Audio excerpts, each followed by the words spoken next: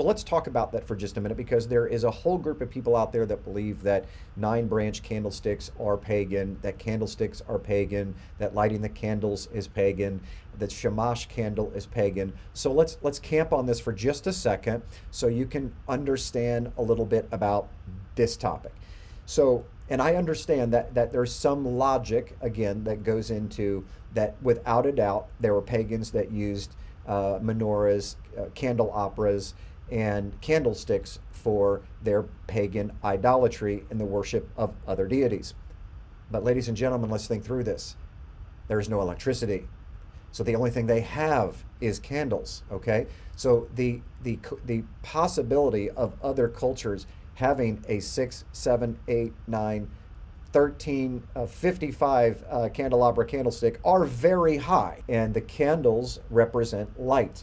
So in pagan traditions, those candles also represented light because you have the sun god. Now, it is absolutely true that in Judaism, and this is where we got to be careful, as much of our traditions are coming from Judaism, and they need to be audited and scrubbed to make sure that there's nothing in there that is untrue. There is one concept that the Shamash candle, all right, which is the servant candle, it's the one dead center in the middle, and it rises up above the other 8 candles that are in the Hanukkah. That's called the Shamash candle.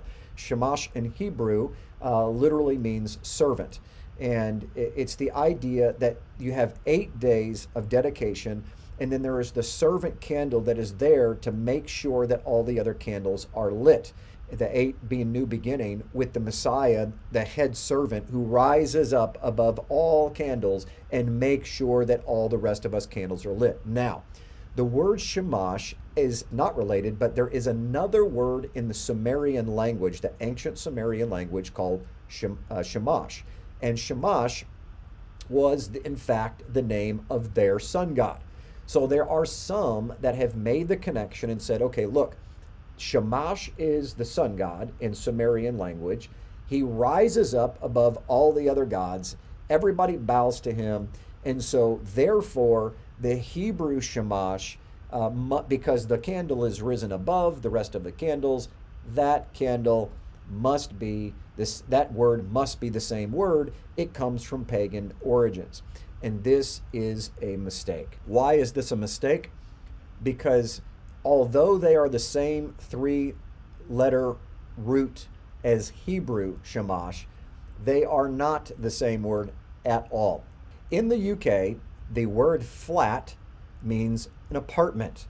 So if in America you say the flat, you are not going to be, anyone is going to recognize that as an apartment, because in our culture, the word flat is a flat tire. So although the 2 words have the same root letters and they're phonetically related, they are not etymologically related. Do you see the difference? They sound the same, have completely 2 different meanings, completely 2 different origins, okay?